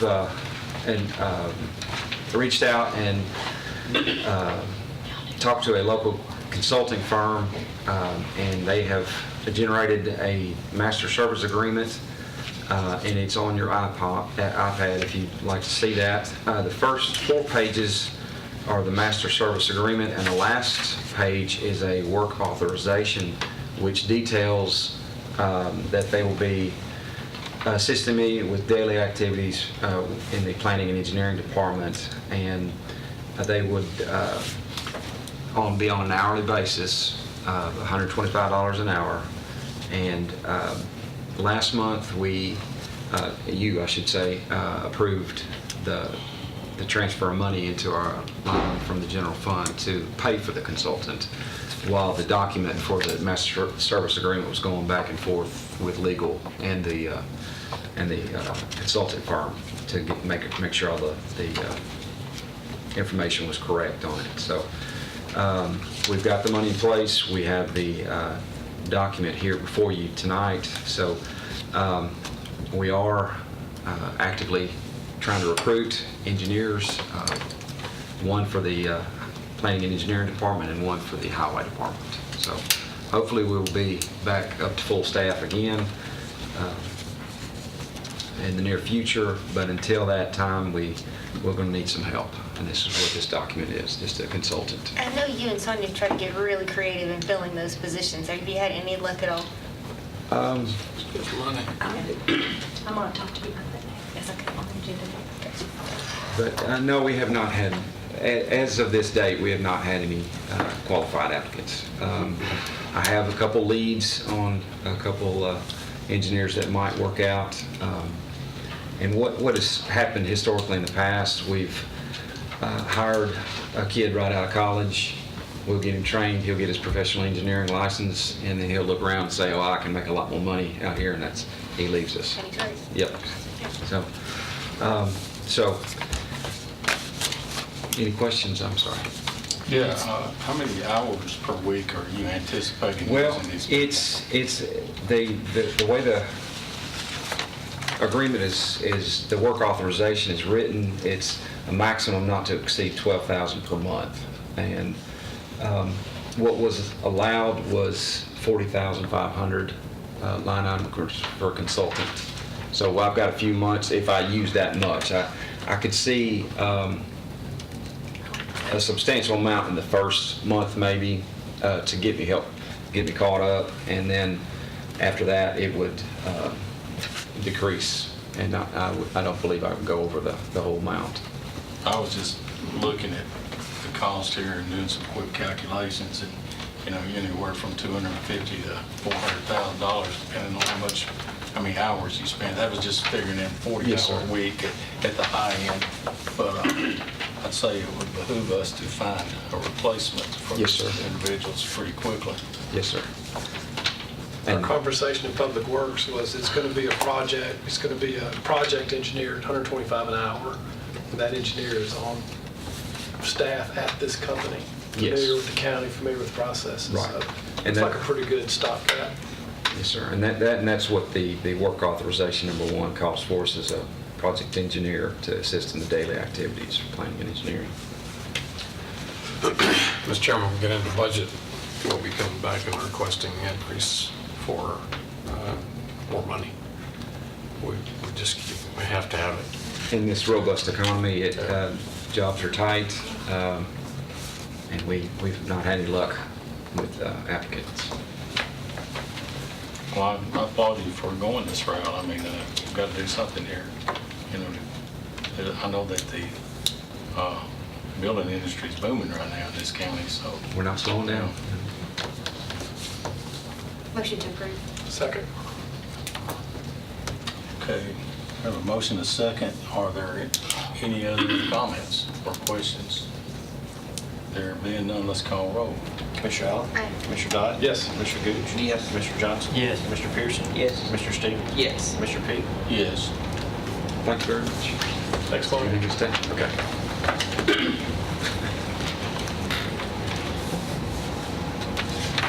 Hi, how are you? All right.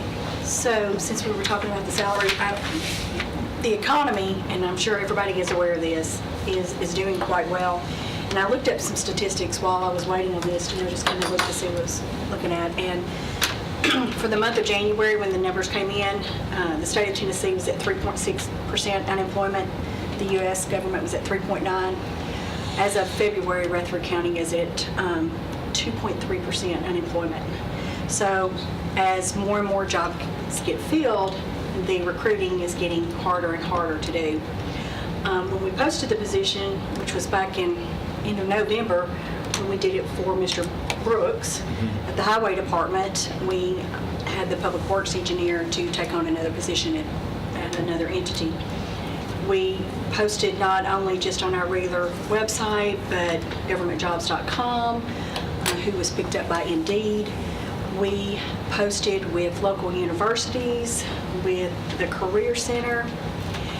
After we had our second engineer that left us, we went out and we have posted at the universities who have engineering programs, all the universities in the state of Tennessee, Kentucky, and Alabama.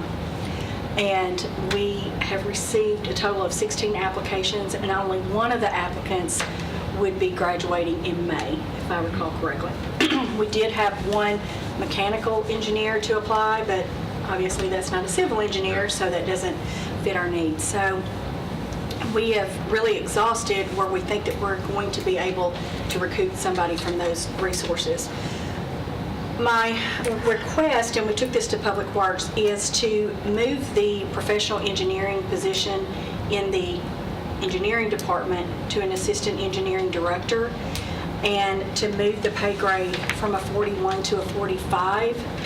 This would give us two things. One, in Mike's absence, it would give some more flexibility for the assistant in that role to assume some of the duties that Mike would otherwise have to attend to when he returned. The other part is the county, currently, we do a maximum of 5 years experience credit for any jobs other than the director or assistant director, because we're trying to bring in, more knowledge and more experience and supervision. This would give us the opportunity to take this to a step 10, which would be around the range of $85,000 for a posting, and we feel like that would get us some applicants, a little bit more applicant flow than we've had in the past. Now, Mike knows that this is close in range to his salary. We've discussed that, but I will be coming at the full commission during the budget process to increase his salary as well. We're seeing across the board, the positions that we post in the county, we're having a harder and harder time. The unemployment is at 2%. I know this Trump economy is just getting us. Low unemployment, high wages. So It is what it is. Are we raising the second position also? Because you've got The two EIT, openings. yes. And, well, the professional engineer, we had already raised that from a 36 to a 41. But we did not raise the EIT position, which is the engineering training. Someone who graduates from college has to stay as an EIT for 4 years, and then they have to pass the exam to be a professional engineer. Our thought is if we move the professional engineering pay up, that we would gather with some interested applicants. But when that didn't happen, we will also be bumping up the EIT position, which is an engineering training or professional engineer can go in either of these positions. It just means that the EIT will have to have more supervision. And so Mr. Brooks, when I discussed this with him, he said, I am okay with having an EIT as long as Mike has what he needs, because he's the one that offers us the support. So we want to increase that as well. And Lisa, we discussed this because we've been vacant for so long. We have the monies within this budget, so it would affect the next year's budget, but right now we have the money to fill both of these and to make the increases that we need. So I'm asking for your permission to do that. So it would be reclassifying the position and posting at the higher rate of pay. And what does it mean in real dollars? The salary, if they come in at a step 10, would be at $85,000 plus the... From what had it been? 60 to 68 or so. Yeah, it was, currently it's advertised at $67,694, and honestly, I can't remember what it was before that. It was like at 57 or something like that, 36. A little under 60. And so this would take us, and we really feel like maybe this would give us what we need to secure somebody. I hope, otherwise I'm going to need some more. Do you need a motion, or do you need just a motion to approve? I make a motion to approve this pay increase per your comments. Second.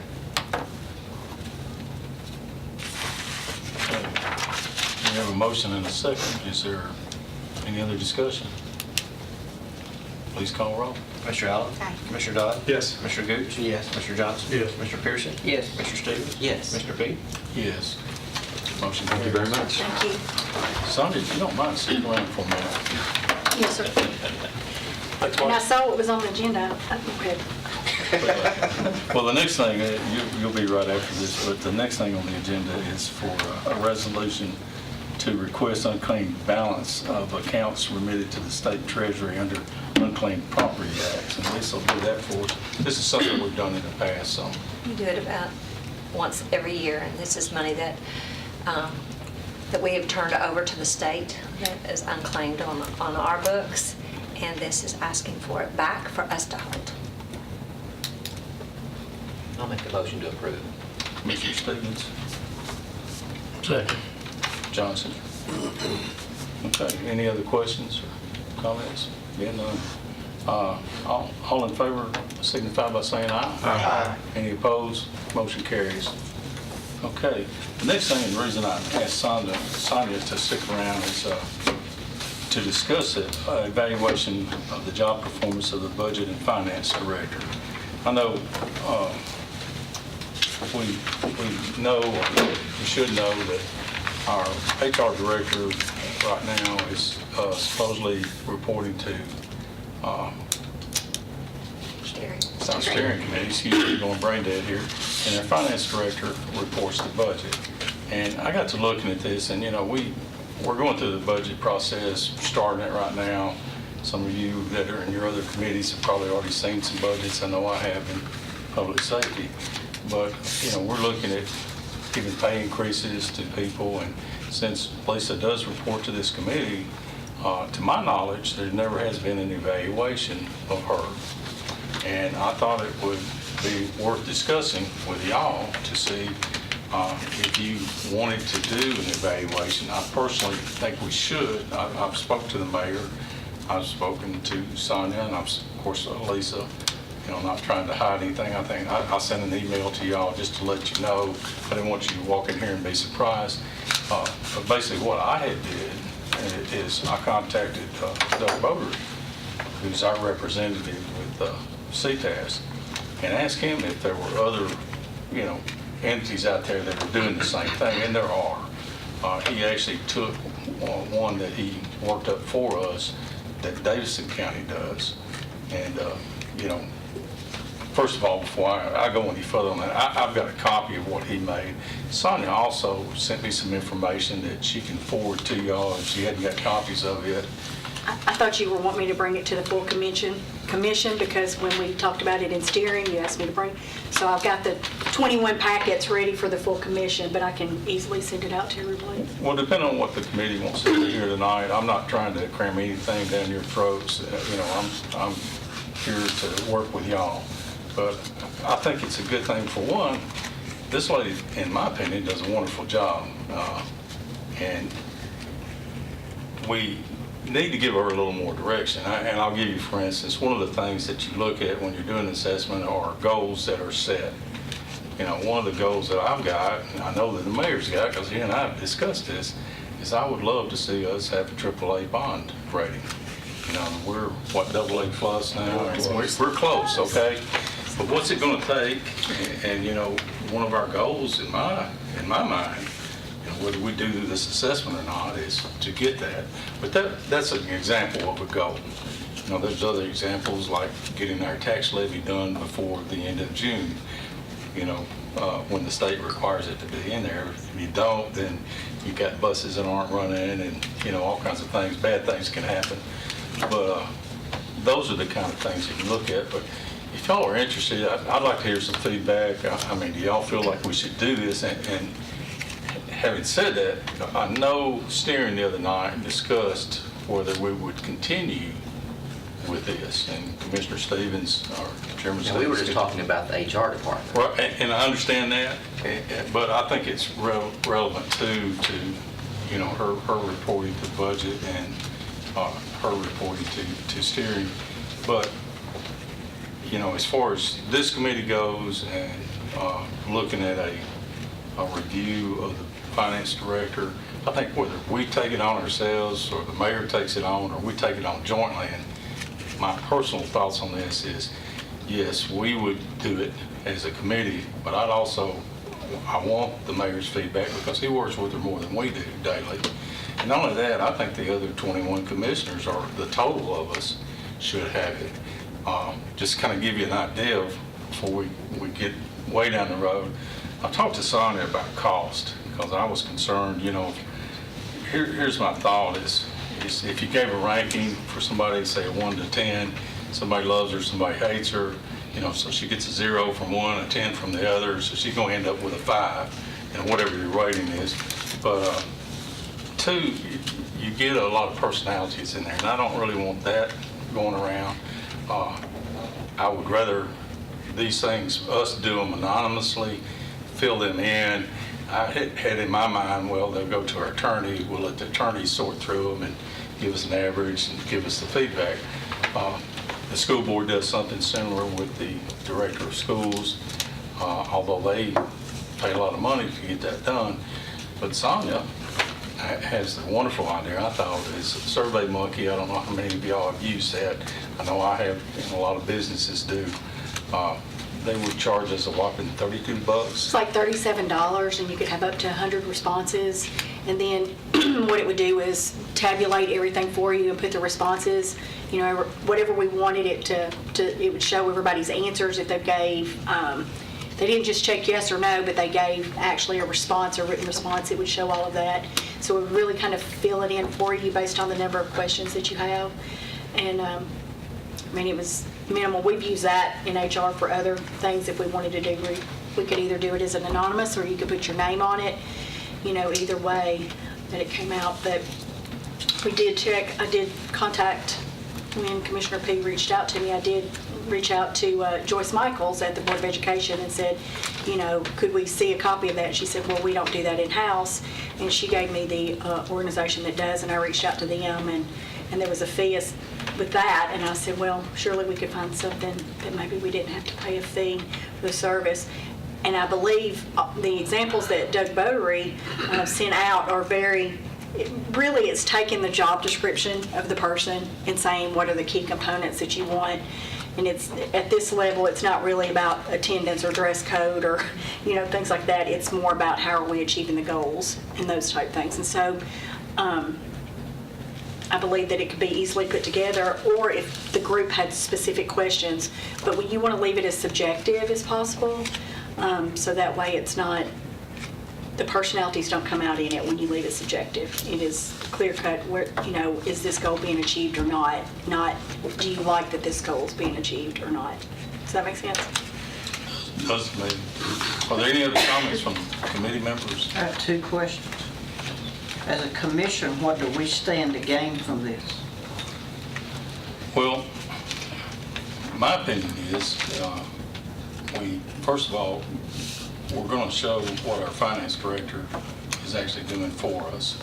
When we can justify, an increase or not an increase, say, in a pay raise.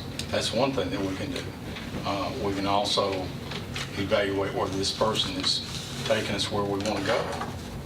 I reached out to some of these counties, and they said, yeah, we do an assessment, at the end of the year, if the budget's not balanced, we fire them, so, that was their assessment. Not very sophisticated. Not very sophisticated, but, what would it get for us? And the other thing, I don't think Lisa gets a chance to say, hey, here's what I and my department have accomplished, and I want her to have a platform to be able to do that, at least on a yearly basis, whether I do it or, when I say I'm talking about our budget committee, full commission, and the mayor. I think all of us need to be involved in that if we do go down that route.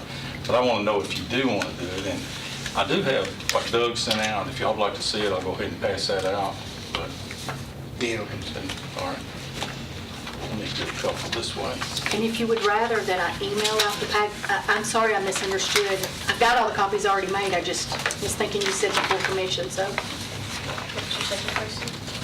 And this is an example. This is not something we need to decide tonight. You take this home, read over it.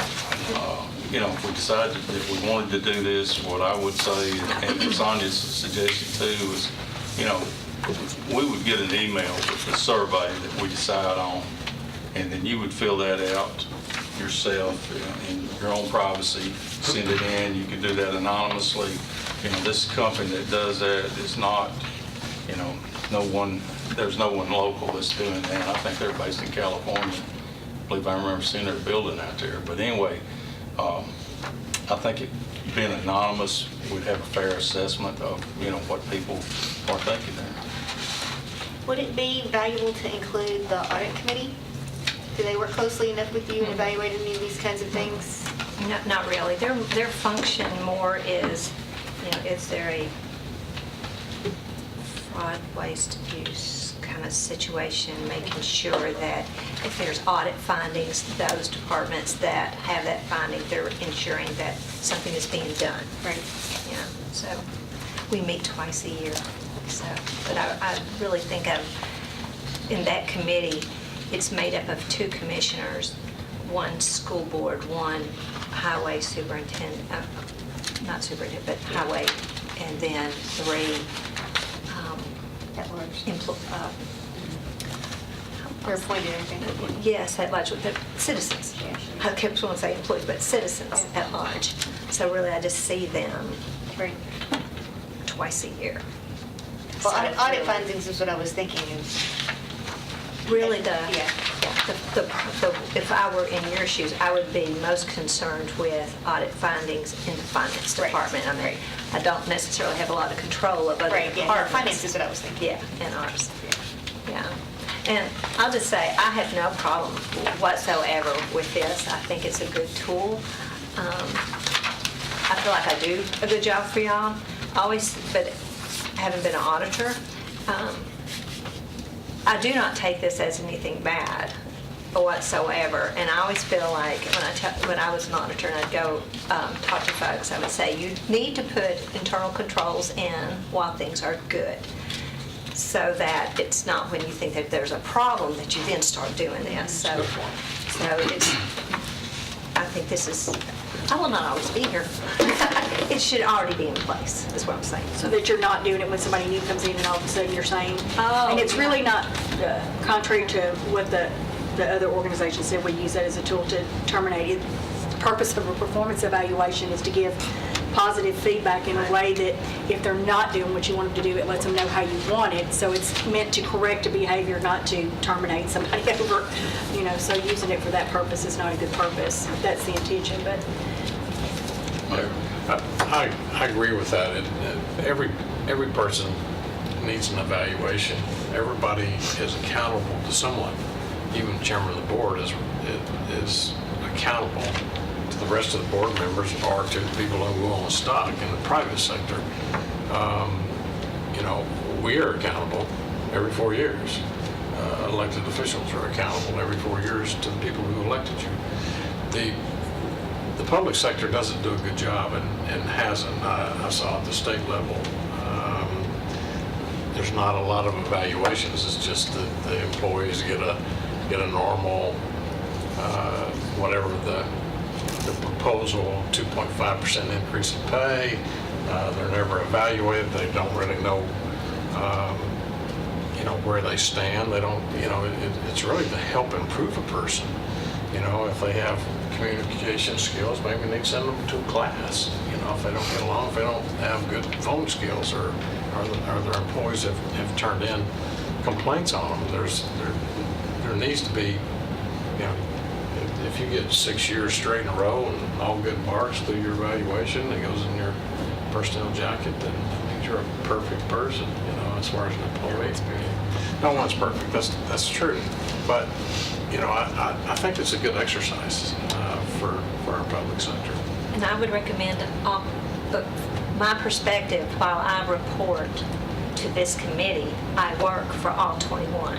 My door is always open, not just for this 7, but for everyone. So I would certainly ask for all commissioners. And I feel the same way.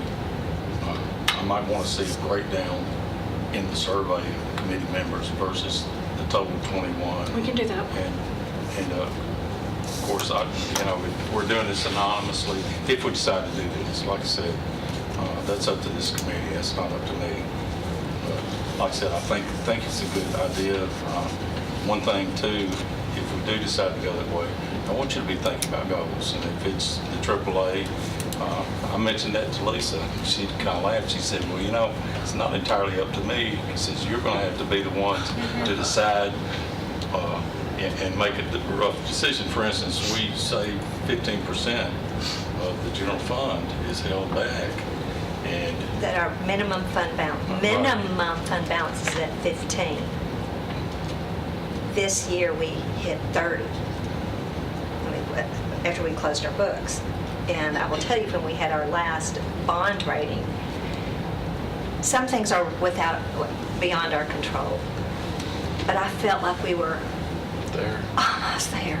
almost there. You know, and I told him, I said, you know, all the things that we were doing. I do have something I need to talk to the committee about. Just hit, but squirrel. Sorry. 10.66. Just remember that. We'll write that down somewhere. But anyway, it's things that we do that, and one is, I'll talk about this, what we pay in for our retirement. We just had that, it's like 8.72%. But when it dropped down below 10, we said, you know, the state said we should, you know, because of them changing some of their methodologies when they're doing the actuary, that it's going to have an impact, you need to consider to do more. Well, since then, we've been budgeting and paying 10.66% on TCRS, putting more money in. Even though we're doing that, you know, our rate is staying flat. So I was mentioning that to the rating agencies, and they said, well, we expect you to do that kind of stuff.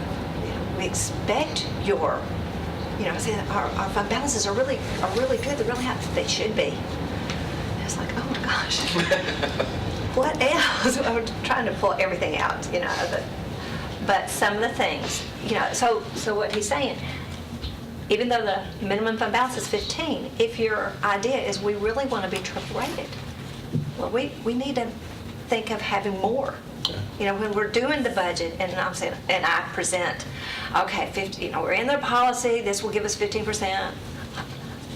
I'm not saying tax increase, but if there was like, oh my gosh, we need 10 cents. Oh, but what if we only need 7 cents because we'll get our minimum fund balance to 15? That's what I'm talking about, that kind of conversation.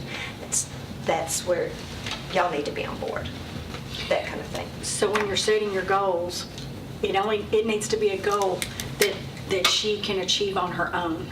It can't be a goal that she achieves.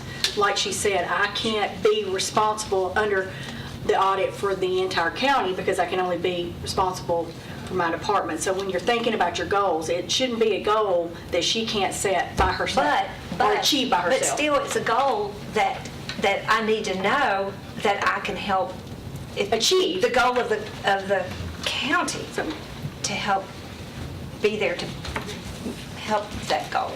The other thing is assessments. We finally closed at $9 billion. We told them it was going to be $9 billion, but until they see it in a document, a piece of paper that says it's official. We were doing this borrowing in August, so all those things were not official yet. So we've closed our books. We did say that we could demonstrate and have an audit opinion. We were on 30. The assessor put his information out. It should be hitting soon in the document that says we hit $9 billion in assessments. The other thing that helps prevent us is median salary. We can't control that. We can bring in all the companies that we can, but Which was kind of the goal of Chamber, is to get the average salary up until that happens. But keeping in mind, goal setting is good, but it has to be realistic. I mean, there's no pie in the sky. And sometimes it's a long term. I mean, we've been working Exactly. on this rating for many, many years. I feel like we're close. Success does not necessarily happen overnight. So it has to be realistic. Well, they say when you're setting a goal, you use a SMART principle. It's specific, measurable, achievable, realistic, and timely. Exactly. So if you have all those in your goal, then that makes a good goal. Have one more minute? Sure. You had asked me to bring some information. So it's a brag on my department, and I don't brag on my department enough. Okay, first of all, A lot of stuff could not happen without this man. So I give kudos to Mark Tucker. But I have many others in my office. So I just say, y'all just see what we do right here. And I've kept this up for several years, had to update it.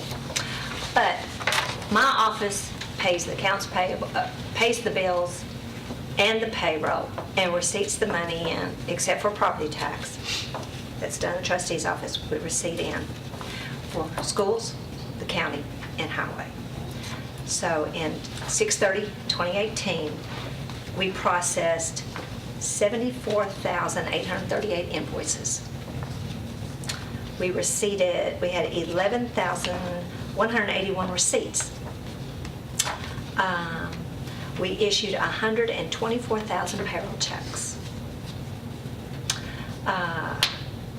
We have the inventory, there's over 60,000 items in our database of inventoriable assets.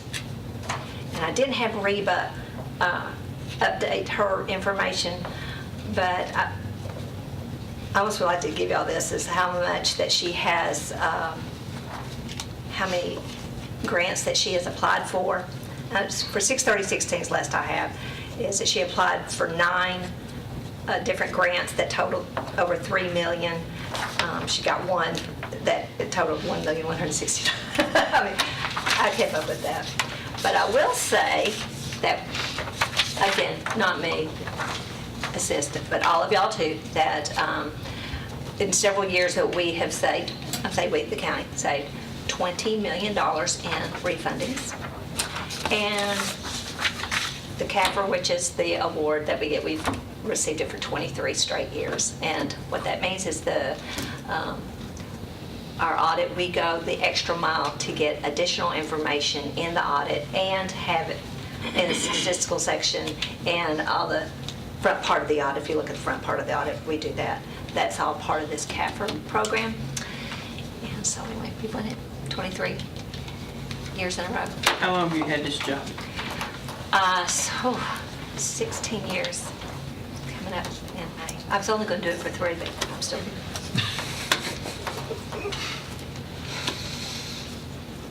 I've been with the county 22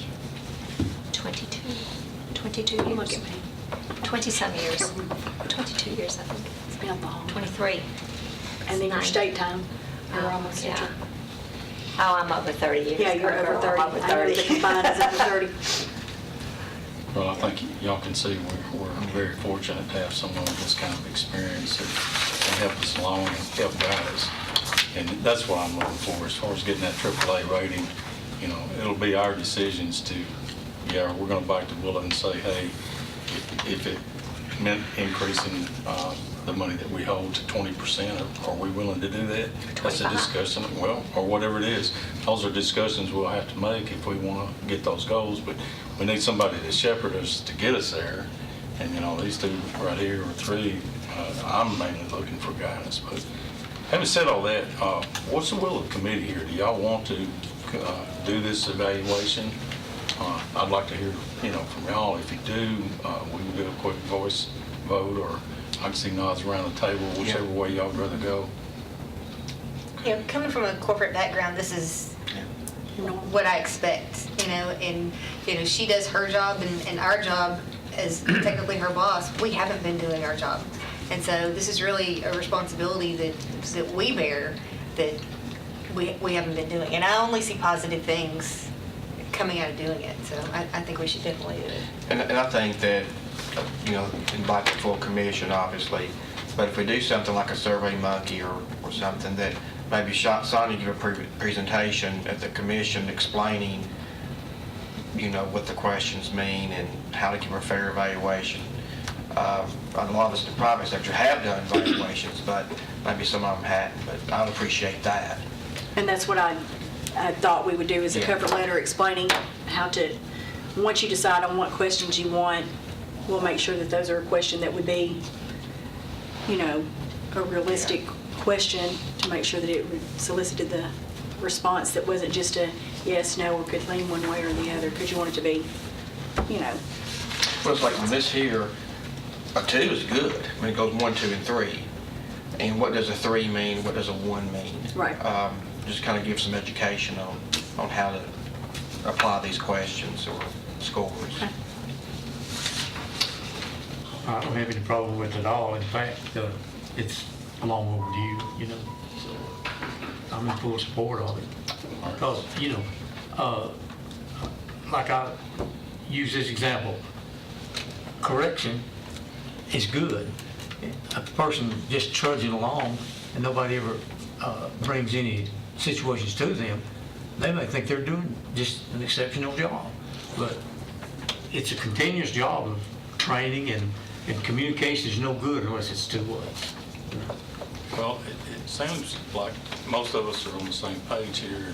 I would ask then that instead of just going in with a voice vote, since we looks like we're in agreement, I would like for us to review this one and also sign it to send out the information that she's got, and then we, at our next meeting, decide what questions along with the mayor.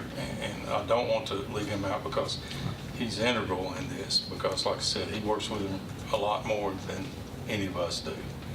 But I'd like to get permission, Mr. Chairman, for Sonia to work with 2 of our commissioners that don't have access to Computers. computers. yeah, She'll need to assist. I'll bring all the handouts to the commission meeting, so you'll just, I won't have to email it to you. I've already made your packets, I misunderstood what you wanted, so everybody will have a hard copy at the commission meeting. I'll make sure that. well, and I wasn't sure either. It depends on what the committee are going to do. Right. You know, if they said, no, we don't want to do this, and, you know, there was no need to vote. So I appreciate your help with that. We might also want to talk to Lisa about if there's a particular month, you know, like, is it better to do it in August after the books are closed, or September? You know, is there a better month of the year that it makes sense to do it? It doesn't matter to me. I mean, if you picked it now, you would have the results of the last audit that came out in December. So that's just, you know. What's your You hire already date? know, do what? What's your hire date? Which one? Up here, Yes. June. It was in June. Oh, well, let's not do it in June. That's too. Typically, you do it on hire date annually, but June's a hard month. May, June. Yeah, let's not do it I mean, in that's June. why it really doesn't matter to me. I didn't want to do it at a bad time. I didn't want to do it at a time where you're. I mean, coming up really, with y'all a are bunch of having to stuff. do it. Yeah, absolutely. Let's do September. You want to make that in the form of a motion?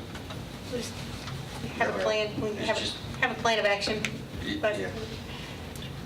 Okay. I move for September. September, I'll second. second. Any other discussion, questions? Hearing none, all in favor, signify by saying aye. Aye. Any opposed? Motion carries. So we will do this, and at our next meeting, we'll be looking for some questions. You've got this one, just hang on to it. I'll try to make this available to the rest of the 21 commissioners, and Sonia will send you some information. I've seen some of hers, and we'll get that out there, of course. Okay, so next month, budget. That's right. Next month we'll be presenting the consolidated budget for 1920. The budget schedule has already been set, and we voted on that. If anybody needs a copy of that, we can ask y'all to stick those in. It's already, it's on. Should be on your iPad for December. Look at December. Okay. Well, that's everything that I've got tonight. Is there any other business? There not being any, we are adjourned.